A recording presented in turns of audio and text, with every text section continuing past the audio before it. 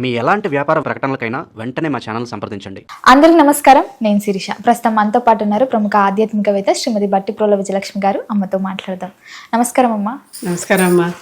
అమ్మ, కొంతమంది ఇంట్లలో తరచుగా ఆరోగ్య సమస్యలు వస్తూ ఉంటాయి. ఎందుకో తెలియదు, పిల్లలైనా పెద్దలైనా ఒక్కరికి ఒక వారం రోజులు, వాళ్ళ నుంచి మళ్ళీ ఇంకొకరికి, వారం నుంచి ఇంకొకరికి ఇలా అవుతూ ఉంటుంటుంది. మరి దీనికి కారణం ఏంటంటారు అసలు? ఆరోగ్య సమస్యలు ఒకే ఇంట్లో తరచుగా వస్తున్నాయంటే ముఖ్యమైన కారణం ఇంట్లో హైజీన్ తక్కువ ఉండటమే. అంటే ఆ ఇన్ఫెక్షన్, ఆ బ్యాక్టీరియా ఏదో ఉందో అది ఇంట్లోనే ఉండి ఇప్పుడు వాళ్ళ ఎంత తొందరగా వాళ్ళు సకంబ్ అయిపోతారు, దానికి లొంగిపోతారు అనే దాన్ని బట్టి తక్కువ ఇమ్యూనిటీ ఉన్నవాడు ముందర పడిపోతాడు, ఇంకొంచెం ఎక్కువ ఇమ్యూనిటీ ఉన్నవాడు ఇంకొన్నాళ్ళు ఉంటాడు. కానీ మొత్తం మీద ఆ బ్యాక్టీరియా అయితే వేధిస్తుంది. ఏదో ఆ ఇన్ఫెక్షన్ కానీ ఏదో వాట్ ఎవర్ ఇట్ ఈస్, అది వైరస్ బ్యాక్టీరియానో ఏదో ఉన్నాయి కదా. కనుక ఇలాంటివి అప్పుడు మనం ఇంటిని బాగా క్లీన్ చేసుకోవాలమ్మా. ఇంటిని శుభ్రంగా మొత్తం ఇంట్లో ఎక్కడా కూడా పై నుంచి కూడా మొత్తం మొదలుపెట్టి, అంటే పైన ఏ బూజుల్లో లోపల ఏ డస్ట్ మైట్స్ ఉండి వాటి వల్ల వస్తాయి, ఇలాంటివన్నీ కూడా ఉంటాయి కదా. పక్క దుప్పట్లు చాలామంది ఎన్నాళ్ళకు కూడా మార్చరు. అవును, అది చూసుకోవాలి.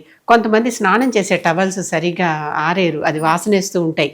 ఇలాంటి వాటి వల్లే రోగాలు వస్తాయమ్మా. తరచుగా అంటున్నావు కనుక ఆ ఇంట్లో వాళ్ళకి చెడ్డ అలవాట్లు ఉన్నాయి. చెడ్డ అలవాట్లు అంటే ఆరోగ్యకరమైన అలవాట్లు లేవు, అందుకే అనారోగ్యం మాటికి పడుతున్నారు. చెడ్డ మంచి అనేది ఎప్పుడు ఏది ఉండదు. మనకి పనిచేసేవన్నీ మంచి, పనికిరానివన్నీ చెడు, అంతే. ఎప్పుడైనా ఎవరికైనా కూడా అంతే. అది కనుక ఇప్పుడు తడి టవలు ఎక్కడో పడేశారు, మళ్ళీ రేపు దాన్నే తీసి తుడుచుకున్నాం అనుకోండి, ఆ తడి టవల్లో ఉన్నటువంటి ఆ తడికి చెమ్మకి చేరిన బ్యాక్టీరియా అంత లోపల ఉంటుందిగా, అది మన శరీరాన్ని పట్టుకుంటుంది. తాగే నీరు ఎప్పటికప్పుడు మంచి శుద్ధి చేసిన నీరు, లేకపోతే అలా వస్తూ ఉన్న వాళ్ళు కాచి చల్లార్చిన నీరు తాగటం కూడా మంచిది. కాచి చల్లార్చిన నీరు. మేము శబరిమల వెళ్ళినప్పుడు ఒకటి చూసాం, భలే చాలా నచ్చింది.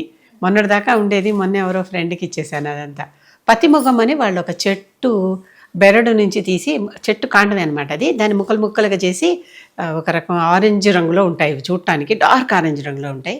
అవి నీళ్ళల్లో వేసి కాచంగానే పింక్ రంగులోకి వచ్చేస్తాయి నీళ్ళని.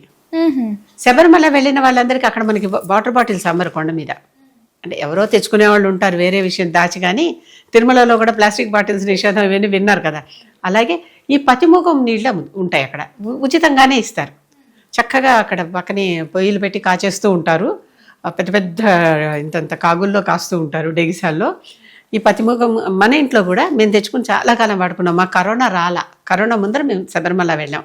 తర్వాత కొన్నాళ్ళు ఊరికే అక్కడ అతన్ని కొంచెం ప్యాకెట్ ఇవ్వ, నేను చెక్ చేసుకుంటానంటే ఇంత ప్యాకెట్ ఒకటి ఇచ్చాడు నాకు, ఏదో 10 రూపాయలు 15 రూపాయలు తీసుకుని తెచ్చాక అది బాగుంది అనిపించి ఆన్లైన్ తెప్పించుకున్నాక ఒక 10 లీటర్ల నీరు ఒక గిన్నెలో వేసి, 10 లీటర్లో 5 లీటర్లో నీరు ఒక గిన్నెలో వేసి, దానికి ఒక చెంచాడు పతిముఖం బాగా మసులుతున్నప్పుడు వేసేసి రాత్రి మూత పెట్టేయండి. అంటే చల్లారాలి కదా, మళ్ళీ అంత వేడిగా మనం తాగలేం కదా. నీరంతా పింక్లో గడిపోతుంది. అప్పుడు వాటిని ఇవన్నీ కర్రపుల్లలేగా ఇలా తీస్తే వచ్చేస్తాయి. చేసి దాన్ని వడపోసేసి చక్కగా వాటిని అన్నిటినీ మనం తాగొచ్చు. ఆ నీరు తాగితే ఎంత అంటే ఒక రోజుకు సరిపడా, ఒక రోజుకు మా ఇంట్లో ఇన్ని నీళ్ళు అవుతాయని అనుకున్నారనుకోండి, అన్ని నీళ్లు కాచుకోండి, రోజుకోసారి కాచండి.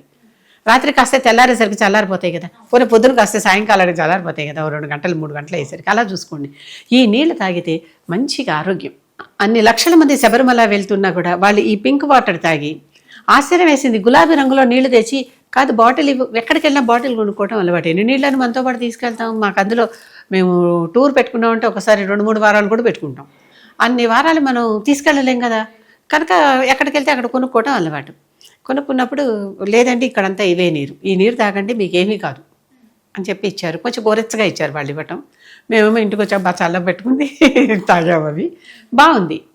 నిజంగా కరోనా లాంటి వ్యాధి మాకు ఇంటికి రాలా. ఇలాంటి ఉపాయాలు చేయొచ్చు. కనుక ఇల్లు శుభ్రంగా ఉంచుకోవటం, శుభ్రమైన నీరు, అంటే మంచి హెల్దీ వాటర్. అలాగే ఆ నీళ్ళల్లోనే కొంచెం ఇంకా వీలైతే చక్కగా తులసి వేసిన నీళ్లు, మన గుళ్ళో ప్రసాదం ఇస్తారు చూడండి, పచ్చకర్పూరం తులసి వేసి, అలాంటివి. ఇవన్నీ కూడా ఏంటంటే మనకి లోపల ఉన్నటువంటి ఈ సిస్టమ్ని అంతా క్లీన్ చేస్తాయి. అటువంటివి వాడటం. కనుక ఇంకా కూడా వేధిస్తోంది. ఇవన్నీ చేస్తూనే ఉన్నా కూడా వేధిస్తోంది. కొంచెం గాలి వెలుతురు వచ్చే ఇళ్లలో ఉండాలి, మూసేసిన ఇళ్లలో కాకుండా. అదొకటి. అంటే మనం కనీసం రోజు కాసేపైనా తలుపులన్నీ తెరిచి గాలిని వెళ్తుండి లోపలికి రావని ఇవ్వాలి. ఆ సూర్యుడు వస్తేనే కదా ఇవన్నీ పోయేది, సూర్యకాంతి చేరితేనే. కనుక అది రానివ్వాలి. ఇంకా ఇంకొకటి, ఇవన్నీ అయిపోయాక కూడా అయినా కూడా వేధిస్తూ ఉంటే అదేదో చాలా పెద్ద పూర్వజన్మల నుంచి వస్తున్నటువంటి ఒక పాపమే, అది మనల్ని ఇలా వేధిస్తోంది అని గ్రహించుకోవాలి. గ్రహించుకుని దానికి శాంతి కోసం తప్పనిసరిగా దానాలు చేయాలి, జపాలు చేయాలి, హోమాలు చేయాలి. మనం చేయలేవు, మనకు చేత కాదు అనుకుందాం, అందరికీ అన్నీ రావాలని లేదు కదా. అప్పుడు ఎవరినైనా హెయిర్ చేసుకుని, అంటే అవి చేసే పురోహితులు ఉన్నారు కదా, వాళ్ళని పెట్టించి చేసుకుంటే, ఇంట్లో ఆ వేదకోశ జరుగుతూ ఉంటే, ఇంట్లో హోమాగ్ని రగులుతూ ఉంటే, ఆ పొగ చక్కగా వాళ్ళు రకరకాల దివ్యౌషధాలు వేసి హోమం చేస్తారు. చేస్తే అది రావటం వల్ల ఈ ఇంట్లో ఉన్న వాతావరణం అంతా శుభ్రపడిపోతుంది, చాలా వరకు తగ్గిపోతాయి. మా వారికి మొన్న సప్తతి పుడితప్పుడు మేము వెళ్ళి తిరుకడయూరు అని తమిళనాడులో ఒక ఊరు, అక్కడ షష్ఠి పూర్తులు, సప్తతి పూర్తులు ఇలాంటివన్నీ చేసుకుంటారనమాట.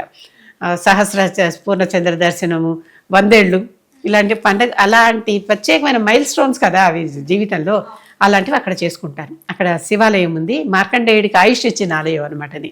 మార్కండేయుడు శివుడిని వేడి తిరిగి మళ్ళీ పూర్ణాయుష్ పొందాడు కదా, అటువంటి ఆలయం అది. ఆ ఆలయంలో యముడిని శివుడు తల నరికేసి బాలయముడు వచ్చాడు, అప్పుడు మార్కండేయుడికి ఆయుష్ ఇచ్చాడు. అంత అంటే యముడు వచ్చినా కూడా శివుడు తీసేస్తాడు అక్కడ. అలాంటి గొప్ప ఆలయం, మనం భావించుకోవటంలోనే కదా ఏదైనా ఉంది. అక్కడ ఆ ఆలయంలో వాళ్ళు హోమం చేసినప్పుడు ఎన్ని రకాల ద్రవ్యాలు వేసి హోమం చేశారంటే, ఒక్కొక్కటి చెప్పి ఇది ఇందుకోసం, ఇది ఇందుకోసం, అంటే మనలోని సమస్తమైన రోగాలు పోవటానికి, సమస్తమైన ఇన్ఫెక్షన్స్ పోవటానికి, మనకి ఆయుష్ బలం పెరగటానికి అన్ని రకాల ద్రవ్యాలు వేసి హోమం చేశారమ్మా. దాదాపు ఎన్నో ఇలా చిన్న చిన్న బుట్టల్లో, ఇలాంటి బుట్టల్లో ఎంత పెట్టేశారు. ప్రతి వారు అక్కడ మొదట్లో ఒకళ్ళు ఇచ్చి మమ్మల్ని అందరినీ కూడా పట్టుకోమన్నారు, మాతో పాటు వచ్చిన వాళ్ళందరినీ కూడా. అందరం పట్టుకుని అదేమిటో తెలుసుకున్నాక అప్పుడు తీసుకెళ్ళి ఆ హోమం దగ్గర కూర్చున్న పురోహితుడు ఎవరో ఉంటారు కదా ఒక అతను, అతనికి ఇస్తే అతను వేసేస్తాడు హోమంలో. ఆ గాలి పీల్చండి, దగ్గరగా కూర్చోండి, ఈ గాలి పీల్చినందువల్ల మీకున్న సమస్త రోగాలు హరించిపోతాయి అలా చెప్పారు. ఇలాంటివి మన ఇంట్లో కూడా చేయించుకోవచ్చు కదా. అంటే ఊళ్ళో చేశారంటే అక్కడ ఏదో పద్ధతి, ఏ ద్రవ్యాలు చేయాలో అలాంటివన్నీ ఉన్నాయి కదా, కనుక్కోవచ్చు కదా. అలా నిజంగానే మరి అంత వేధిస్తుంటే ఏం చేయాలి? మందులని ప్రయత్నించాం, ఇల్లు క్లీనింగ్గా ప్రయత్నించాం, మన ఆహారపు అలవాట్లు, ఆరోగ్యపు అలవాట్లు అన్నీ మార్చుకున్నాం, అయినా పరిహారం లేదు. అంటే మనకి అయినా మనకేమీ దాని నుంచి మోక్షం జరగట్లా, అవన్నీ వేధించడం తగ్గలా. అలాంటప్పుడు ఏ రకంగానూ మనకి ప్రశమనం దొరకనప్పుడు ఇది మంచిది. ఈ పని ఇలా హోమాలు చేస్తే ఆ హోమాల వల్ల ఆరోగ్యం పెరుగుతుంది, ఆయుష్ పెరుగుతుంది. అమ్మ, ముఖ్యంగా మన తెలుగింటి వారందరికీ ఇలా సమస్యలు ఏదొచ్చినా, ఏ కీడు జరిగినా, ఏది జరిగినా ముందు గుర్తుకొచ్చేది పూజ గదే గుర్తుకొస్తుంది అందరికీ. వెళ్ళి చకచకా దేవునికి చెప్పుకోవడం, ఏడు చేయడం ఏదో ఒకటి జరుగుతుంటుంది కదా. మరి ఇట్లాంటి సమస్యలు, ఆరోగ్య సమస్యలతో బాధపడుతుంటే మనం ఏదైనా పూజ విషయంలో ఏదైనా తప్పు చేస్తున్నామని ఏమైనా అర్థమా దానికి? పూజ విషయంలో తప్పు చేస్తే జబ్బును పడతారని నేను అనుకోను. అదేదో పూజలో తప్పు ఒప్పు అనేది ఉండదమ్మా. మన మనసు స్వచ్ఛంగా ఉండి మనకి ఇష్టమైంది చేస్తూ ఉన్నప్పుడు ఏ పూజ ఎప్పుడూ తప్పు కాదు. అంటే ఏదైనా మార్చుకోవాలంటారా? నార్మల్గా ఇప్పుడు మనము పొద్దున సాయంత్రం దీపం పెట్టుకొని వాళ్ళు ఉంటుంటారు కదా, ఆ పెట్టుకోవటం మనం అలవాటు చేసుకున్నాక పెట్టుకోకపోతే ఆ రోజు తప్పుగా అనిపిస్తుంది. ఈరోజు ఏదో వెలితి అవును అనిపిస్తుంది ఒకసారి అలవాటు పడ్డ తర్వాత. రోజు వేరే ఒక నైవేద్యం పెడుతున్నా, ఇవాళ అది లేదు. రోజు సపోజ్ అరటిపండు పెడుతున్నాను, ఇవాళ అరటిపండు లేదు, ఇంకోటి ఏదో జీడిపప్పు కిస్మిస్ పెట్టాను, అయ్యో నేను పెట్టలేదే అని అనుకోవటం. లేకపోతే రోజు అన్నం నైవేద్యం పెడుతున్నాము, అన్నం మీద ఒక నెయ్యిను బెల్లంగడ్డ వేసి నైవేద్యం పెడుతున్నాము, ఓకే. లేకపోతే ఒక పెసరపప్పు నానబెట్టి వడపప్పు నైవేద్యం పెడుతున్నాము, దాని మీద బెల్లం ముక్క పెట్టి, అవునా. అన్నిటికంటే పాలు తేనె నైవేద్యం పెట్టినా చాలు, దేవుడికి ఇష్టపడతాడు కనుక అవి పెట్టినా చాలు. ఇలా కాకుండా మనం ఇలా అనుకుని ఆ రోజు అవి దొరకలేదు, అయ్యో నేను ఇవి చేయలేదే. ఫర్ ఎగ్జాంపుల్, ఆవు పాలతో అభిషేకం చేస్తే పుణ్యం. ఆ రోజు ఆవు పాలు దొరకలా, గేదె పాలే చేస్తున్నాం. కొన్ని గేదె పాలు కూడా దొరకలా, మేకపాలు చేస్తున్నాం. అవేవి దొరకలా, నీళ్లతో చేస్తున్నాం. దొరకలేదు కనుక చేస్తున్నానే కానీ అది దోషమని కాదు, అర్థమైందా? ఎప్పుడైతే ఆ భావం అందుకే యథాశక్తి యథాభక్తి అనేది పెట్టారు. ప్రతి నామంలోను ప్రతి పూజలోను చదువుకుంటారా, యథాశక్తి పూజాం కరిష్యే అనే. నా శక్తిని బట్టి, నాకున్న అవకాశాలను బట్టి, నాకు దొరికినటువంటి ద్రవ్యాలను బట్టి, యథాద్రవ్యం కూడా, ఆ ద్రవ్యం నాకు దొరకలేదు కనుక అంత బాధపడటం దేనికి అనవసరం. కనుక చేయనప్పుడు చేయగలిగినప్పుడు చేస్తాం. నిజంగానే ఓపిక లేని వాళ్ళు ఏం చేస్తారమ్మా? ఆవిడ ద్రౌపది కథ, వస్త్రాపహరణం కథ చెప్పుకుంటే నిస్సహాయంగా ఉంది, ఏకవస్త్రగా ఉంది, అంటే రజస్వల శౌచంలో ఉంది. అలాంటప్పుడు కృష్ణ కృష్ణ అంటే కృష్ణుడు వచ్చేలా, అంతేగాని నేను ఇప్పుడు బయటికి అశౌచంలో ఉన్నాను, దేవుడిని ప్రార్థించకూడదు అని అనుకుంటే ఏమయ్యేది?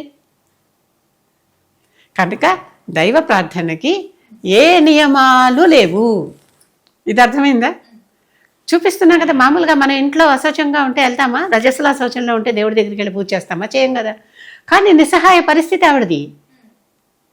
ఆవిడ ఏకవస్త్రగా ఉంది, అదే కదా చెప్పారు భారతంలో మనకి. అలాంటప్పుడు మరి ఇప్పుడు నేను కృష్ణుడు తలుచుకోవచ్చా? తప్పు కాదా అని అనుకోలే ఆవిడ. ఎందుకంటే నిస్సహాయ స్థితి. ఇప్పుడు ఆయన చేయకపోతే ఎవరు చేస్తారు? భర్తలు నిస్సహాయంగా అక్కడ బానిసలైపోయి కూర్చొని ఉన్నారు. ఆయుధాలు ఓడిపోయారు, వాళ్ళని ఓడిపోయారు. అవునా? ఓడిపోయి కూర్చొని ఉన్నారు. ఆయుధాలన్నీ ఓడిపోయారు, వాళ్ళనంతా ఓడిపోయారు. ఇక వాళ్ళు వాళ్ళ రాజ్యాలన్నీ పోయాయి. ఇక ఈవిడొక్కతే చివరి ఫైనల్ బెట్టు వాళ్ళకి. ఈవిడనే ఓడిపోయారు. అటువంటిప్పుడు వాళ్ళు ఈవిడ వస్త్రాన్ని, నువ్వు ఏకవస్త్రం అయితే ఏమిటి, ఇంకోటి అయితే ఏమిటి, బానిసకి ఈ అశౌచాలు పరిచయం అని చెప్పేశాడు. వ్యాసుడు రాసిన భారతమే కదా, అవునా? చెప్పేసి మరి అలాంటప్పుడు ఆవిడ తలుచుకుంటే అప్పుడు రాలే. కనుక పూజ చేసేటప్పుడు నిండు మనసుతో ఆర్తితో చేస్తే వస్తాడా రాడా అనే పరీక్షకు చేయలే. దేవుడిని పరీక్షించకూడదు మనం. నా అవసరం నువ్వు రావాలి, నాకు తీర్చాలి, అంతే, ఇంకో ఛాయిస్ లేదు నాకు, ఆయనకి ఇంకో ఛాయిస్ లేదు అని చెప్తే ఆ పని జరుగుతుంది. కనుక ఈ దీపం పెట్టామా, ఈ నైవేద్యం పెట్టామా, ఈ పూజ చేసామా, చేయలేదా అనేది లేదు. ఆ సమయానికి దీపం పెట్టుకునేటప్పుడు మనం లేవలేకపోతే, ఓపిక లేకపోతే చక్కగా నమస్కారం పెట్టుకోండి చాలు. అమ్మ మొత్తం మీద మాకు తెలియని ఎన్నో మంచి విషయాలు తెలియజేసినందుకు ధన్యవాదాలు.